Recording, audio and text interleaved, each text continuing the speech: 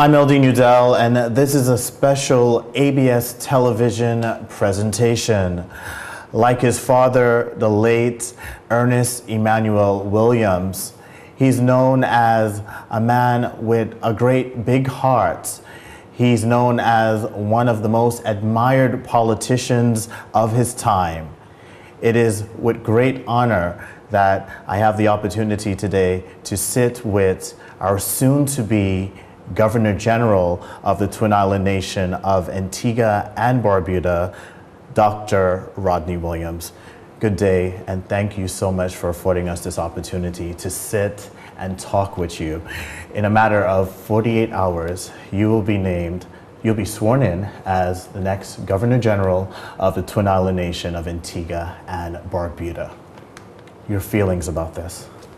Well, I must say that I'm indeed humbled by it, and I do feel honored by it. And I recognize it is really a continuation of really my life's dream, that is to be of service to people and of service to my country. Did you ever envision such an honor? I never envisioned that I would achieve such a high state, really. I thought as a young man growing up, what I needed to do was to improve myself by developing certain skills, attributes, and competencies so that I could help people and as well contribute to the development of Antigua and Barbuda. And I think throughout my life I've sought to do that, but I never envisioned that I would have been called to this high order that I'm called now. For those of us who might not be aware of the selection process, how does one get selected to become the Governor General? Do you know of the selection process? I am not absolutely sure, but I know that it is done by the Prime Minister. I don't know what criteria is used, but it's something that he does, but so I'm not sure. I know I've listened and around, but I'm really not sure. When you first heard of your selection, that you were selected to be the next Governor General of Antigua and Barbuda, at any time did you think of declining it or saying, you know what, let me think about it? Well, when I heard about it at first, I always listen to things, but they don't really sink in for a while. I said to myself, people dressing me in borrowed robes, as they say, to use a literary term. So I looked at it and said, well, it may be possible or it may not be possible. I had no official notification, and until I have something in my hand which says so and so, people will have rumors around the town, and one can always hear those all the time. But one has to be factual in terms of moving forward.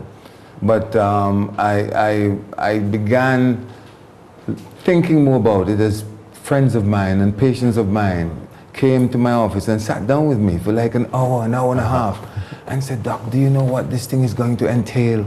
And they laid it out for me, and some of it I had not really considered. And even now, I think the thing that I'm thinking of most really is some of the people I may be unable to give attention to because I care for them dearly.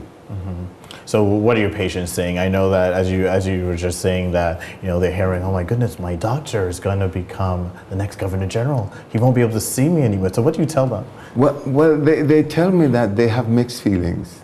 They say, I'm happy for you and I think it's well deserved. But they say, on the other hand, I'll be losing a doctor. I said, well, you won't lose me altogether because I'll certainly show you on to some other good doctors. And if it is that there's a problem that really plagues you, I'd be willing to advise. So I sort of give them that sort of line, and I mean that because I care for people, and I certainly want the best for them. And I'll give you the best advice I know, even if it hurts. Dr. Williams, take us back to your childhood, growing up here in Antigua and Barbuda. Let's get to know you a bit. Yeah, that's interesting. Well, the thing is, I was born into politics. I was born on the 2nd of November 1947, and my father was one of the 39ers, as you know, and so he was well into politics, and as I grew up, I remember in the early mornings when we woke up, people would be on the gallery or the sides of the road waiting for my father to come out. When we got back home in the evenings, it was the same thing. And let's say going to school, many times we'd go to school late because my father would have to attend to all these people, and coming home, we'd be coming home late as well. I remember when his office was on High Street, and we used to go to High Street and we just walk up and down the street and sit in the car, you know, you get irritable. And then we had some cousins on South Street that we used to go by, and then we began eating our lunch there and so on. So it made life much easier. But I was able to go around with our father and listen to him and learn a lot from him, how he dealt with people, and learn from his wisdom. And I think that lots of my traits really, just a reflection of the things that I gained from him in moving around with him. And I know people say your father is Minister of Manners and you're Doctor of Manners. I mean, but I think it's just polite to say good morning or good evening to people, or to speak to people, to open up a conversation. And our mother was the same way. As the head teacher for Sweet School, she was a very strict disciplinarian. You couldn't be seen playing cards or dominoes, and you could not walk with your shirts without your outside of your pants.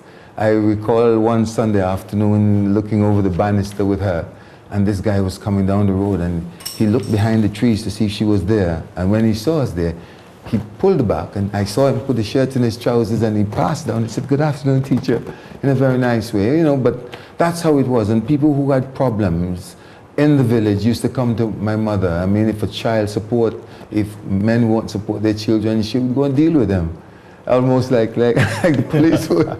And they would respond, you know, because there was that respect. And she wanted to ensure that every child in Sweets got an education, because you say, you never know where you'll end up.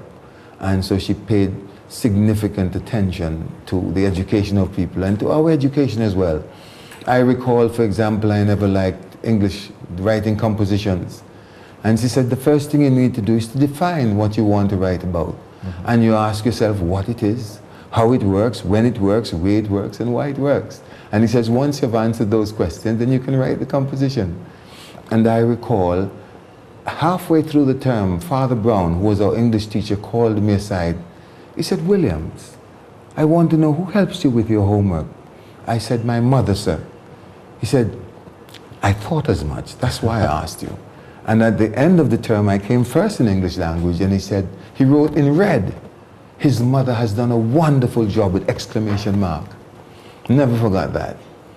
And so it was that type of upbringing. And I think I always wanted to be involved in helping people. And that's why I chose medicine as a profession. And that was my father's wish, I think, more than anything else. He said to me one day that he would have loved to have been a doctor, but his father died when he was very young, and he had to leave school to help his mother to care for the other children. And as a result of that, he was not able to go on to complete that dream. And so he had looked at all his children, and he wanted me to complete that dream. And so I decided to make a go for it. If your father was here today, what would he tell you as you get ready to take on the task of being the nation's next Governor General? He would say to me to be humble, to be honest, to keep God first in all that you do, and do the best job that you can. After your father's death, you entered the political arena in 1994 as a representative for the 1984. 1984, yeah. As the representative for the St. Paul's yeah. constituency. You also served as education minister. Tell us a bit about your political tenure and what you remember most about it. I think what I remember most about politics is that you can never please the people all the time. And you can give the people your all, and as I think I gave them my all. But your all is still not good enough. That's one of the things I would say. I think another thing I remember about my political tenure is the fact of I was very concerned about education. And it was under my tenure that we introduced the education levy, which some thousands of people demonstrated in the streets against. And so I'm very grateful to the then Prime Minister, Honorable Lester Bird, and to Minister Malwin Joseph, who gave great support to the coming into being of the education levy, because at that time, the economy of Antigua was doing rather well, and people were coming to Antigua from the neighboring islands, and they were bringing their children with them, and that placed great stress and strain on the health system and on the education system. And as I listened to the radio on a daily basis, I heard mothers complaining that their children were going to school and had no chairs to sit on, no desks to sit behind, no books to read from. And I recognized that if we did not do something about it, that Antiguans could become second-class citizens in their own country. And so that was when we decided the education levy was the thing.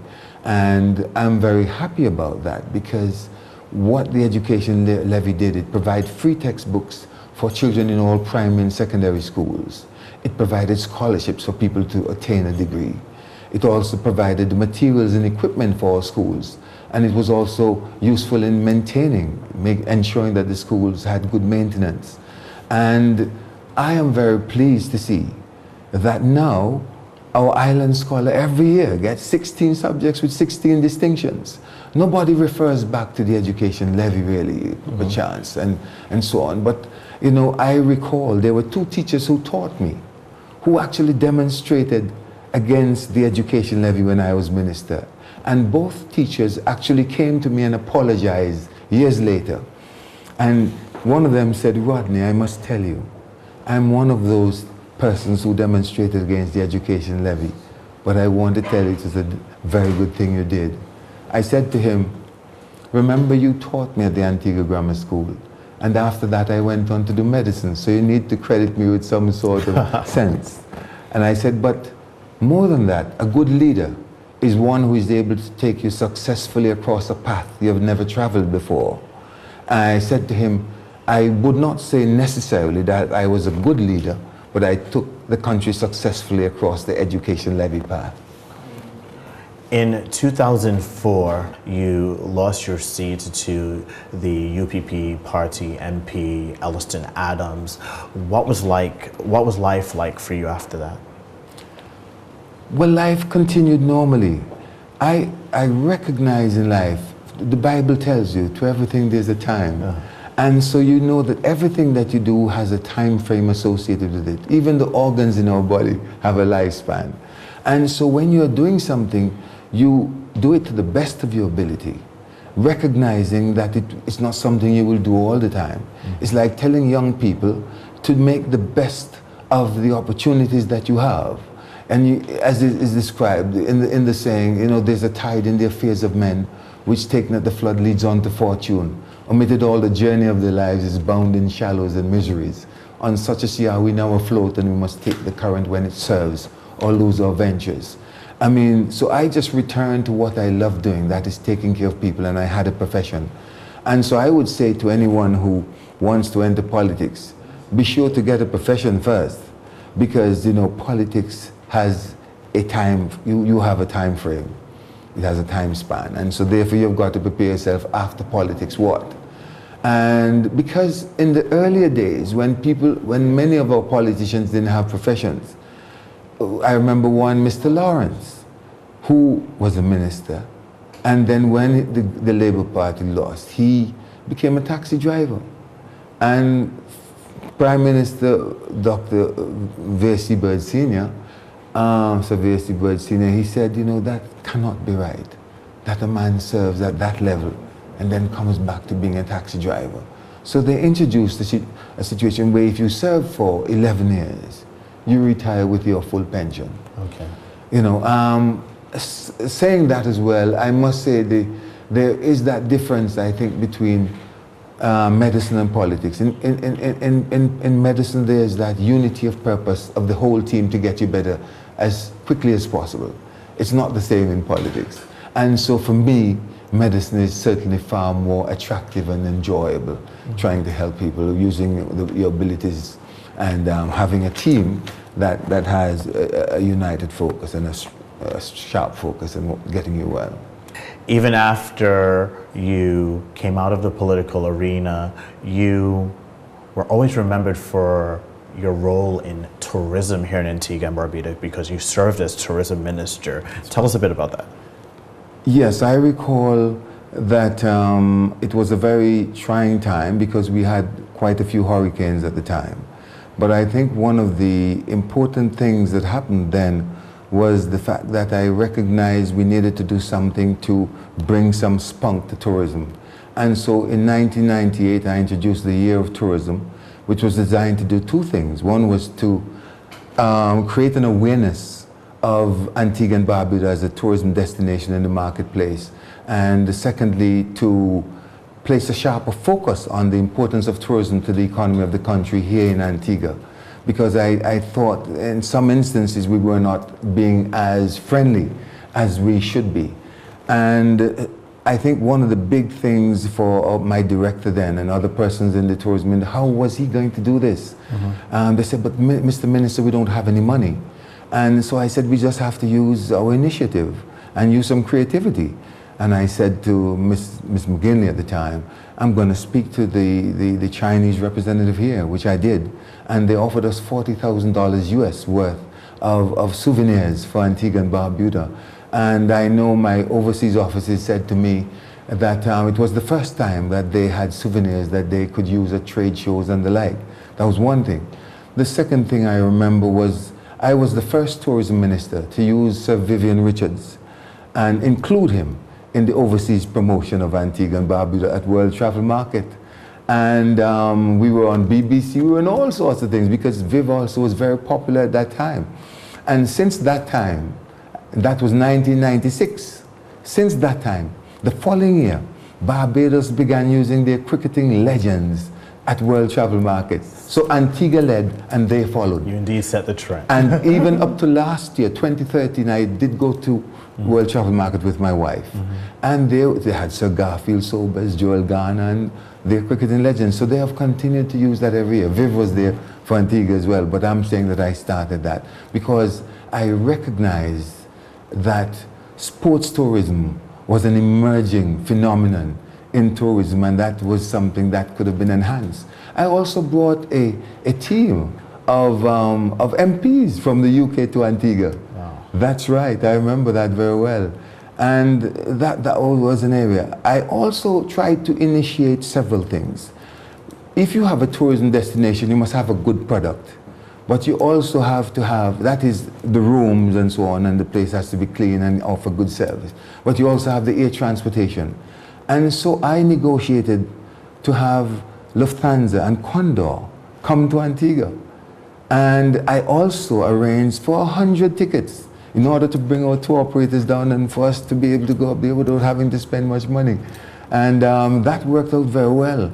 I also negotiated with American Airlines to open up the route, a direct flight with Miami, with Mr. Peter DeLara, Vice President of American Airlines. And he made many offers to us, some of which did not come to fruition. But one of them was the $239 US return for Antiguan citizens to go to Miami, which was better than anything anywhere. Wow. And that was very interesting for me. And Mr. DeLara did many things for me. He said, you have to have a good appearance at your airport.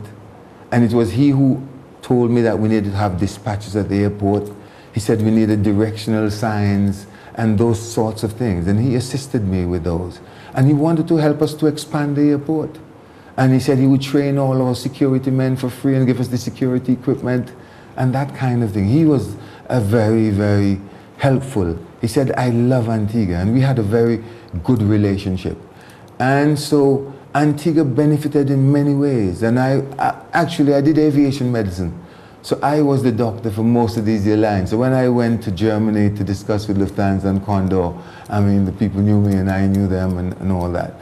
So I think we benefited tremendously in that regard. And so we had a good time. And if you look at the tourist arrivals between the 4 years prior to 1999, looking at the CTO figures, there was a 4% annual increase in arrivals, despite the fact that that had hurricanes in between. I remember when Lufthansa Condor decided they were going to stop flying to Antigua. And the word came to us from Dr. Geisch, our director of tourism in Germany. And I asked the head of the hotel association to accompany me, and he said he was not coming. And I went to the executive of the association and told them what Dr. Geisch had said. And the then vice president said he would have come. And then the then president came with me. And we went to Germany the next day. And when I was finished with Lufthansa, I said to him, I understand that you have taken Antigua off your route. He said, yes, Dr. Williams. I said, I'm not trying to question your rationale, but I just wanted to know what was your thinking. He said, well, last year we lost money. I said, but sir, last year was a hurricane year, so it was not a normal year. How can one make a judgment on something that was not normal? I said, before coming to you this morning, I spoke to the 2 largest tour operators here in Germany, and they have agreed that if you decided to put that flight back on, that they will sell Antigua. And when I leave you here this morning, I'm going to see 3 other tour operators. And when I was finished with him, he said, Dr. Williams, you have made your case. We will bring the flight. It was very interesting. As tourism minister, you impressed many persons that you had the opportunity to get in contact with. You impressed one hotel private sector investor, and tell us a bit about that. Yes, as I said, when I was tourism minister, I tried to develop some new initiatives. Mm-hmm. And as I said, one of those initiatives really was having an event to honor the travel trade in the United Kingdom and Europe. And so we had a dinner aboard a yacht one evening, and that has been an annual event since. And after we had the first one, I received a letter from a tourism private sector individual in Antigua, and I'd like the opportunity to read that letter for you. It said, "Dear Mr. Minister, please let me take this chance to compliment and praise you and your colleagues in the Ministry of Tourism for the outstanding performance at the recently concluded World Travel Market in London. The Antigua and Barbuda function, held on the boat on the River Thames, was the best I have seen over the years. I have attended a great many of these types of functions, and yours was the best I've been to. I was especially pleased with the quality of individuals that attended the function, and the numerical turnout was outstanding. Obviously, a great deal of thought and planning went into this endeavor, and you and your staff are to be highly commended. Antigua and Barbuda was well represented at World Travel Market by the Ministry of Tourism. Our nation's reputation as an excellent tourism destination was greatly enhanced by your performance. Once again, congratulations on a job very well done." Wow. How did it feel when you got that letter? When I got that letter, it certainly made me feel that what I was doing was worth it. Do you miss being a politician? Not at all. I think, you see, when you are young, and not that I don't have a lot of energy, you have a lot of energy and so on, and it's not an easy job. As you notice, my gray hair started while I was a politician. You look at President Obama, President Clinton, you look at our former Prime Minister, Honorable Dr. Baldwin Spencer, and you see how fast he grayed after, you enter politics, and because things are always on your mind. People are always asking you to help them to do things, but that help does not depend only on you. You may have to depend on other people to see those things through, and there's so many variables, and so those things are always on your mind to get done. And so it certainly puts a lot of stress and strain on you as a politician, which maybe many people don't realize until they become involved. But I love medicine because it's a human thing. I use my skills, and I'm able to achieve more in a shorter time because of, as I said, that unity of purpose in terms of getting a patient well. And I have a cadre of doctors at my disposal. If I have problems or something that I am not sure of, I can consult with and get it done quickly. Your anticipation of the new post you're about to take on as the country's new Governor General? Well, I think that I would like to do the best job I possibly can. I would like to bring possibly a new perspective to being Governor General. I think, as you say, I've served in tourism. I think the restoration of Government House to me is a top priority. The restoration of our historic sites, some of the things I think we need to do. Because we need to continue to provide more things for our tourists to appreciate and to appreciate our culture. I would say in terms of education, that's another very important area, and in whatever ways, depending on the government's policy, I would always try to lend support. In terms of doing other things health-wise as a doctor, I think any initiative that seeks to help Antigua and Barbuda to get a healthier nation, a more productive nation, are things I would be very much interested in. Of course, I'm not in the position yet, and as I take up the position and I see what is involved, I will certainly do the very best, use all the experience that I've gleaned from my medicine, my years in politics, and in all the various associations in which I've served. I bring all that experience to this post. And as I say, I will continue to serve to the best of my ability. You seem ready for the change your life is about to undergo. Is your family ready for this? Well, I think they are more ready now than when they got the news. That's what I would say. And I think, you know, these things happen with time. You adjust. And I always say the levels and the powers of adaptability of the human being is miraculous. Because, I mean, I know I've adapted to so. When I left home to go to study medicine, it was the very first time I was leaving home. And let me tell you, that was a very hard experience. How many nights I cried. I missed my home, missed my family, my mother and father, my brothers and sisters. So it's all a new experience, but I'm saying I've been there before. And I think that the experiences I've had in the past will guide me towards, you know, accepting this experience and doing the best with it. And finally, some positive words for the residents of Antigua and Barbuda, especially the nation's youth. I would say that our country now needs unity. Unity as far as our people are concerned. I would like to see our people begin some introspection and begin to look at themselves and to see how best we can work together, how best we can communicate. We will all be different individuals, we'll have different ideas, but when it comes to the development of our country, we need to have a unity of purpose and action. And rather than sort of pulling down to build yourself up, I dislike that very much.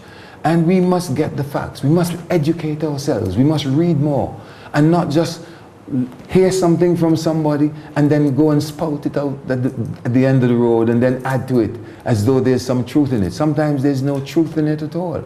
But you can only get truth if you search for truth. And so my advice would be for our people to make sure they read, they educate themselves, get the facts so that they can make sensible decisions and have the right opinion on things. For young people, I think they need to look at where they are and to make full use of every opportunity, because as the old people say, there are four things that come not back: the spoken word, the sped arrow, neglected opportunity, and past life. And so our people need to examine where they are, look at the opportunities that they offered and make use of them, because I think some of our young people are on the wrong track. You hear of parties, rum parties and all sorts of parties. I don't think those parties do any good for our young people. And so our young people need to refocus and realign themselves with and look for what is good and what is offered in our community to help to make them good, and seek to better themselves so that they can develop the skills, attitude and competencies that they need to navigate life in this 21st century, because we are living in a highly competitive world and there are so many other persons who have the skills, attitude and competencies, and if we don't get them, we'll be left behind. Dr. Williams, it was a pleasure and great honor to be afforded this opportunity to speak with you just before you're sworn in as the next Governor General of Antigua and Barbuda. And we here at ABS Television, we thank you once again for affording us this opportunity, and congratulations once again. Thank you very, very much, and I do appreciate the time I've spent with you. Thank you very much. Sure. There you have it. I was speaking with Dr. Rodney Williams, a former politician who wore many hats during his political tenure, and now he gets ready to put on a great big hat as he gets ready to become the nation's next Governor General. This is ABS Television, and this was a very special presentation. Thank you for joining us.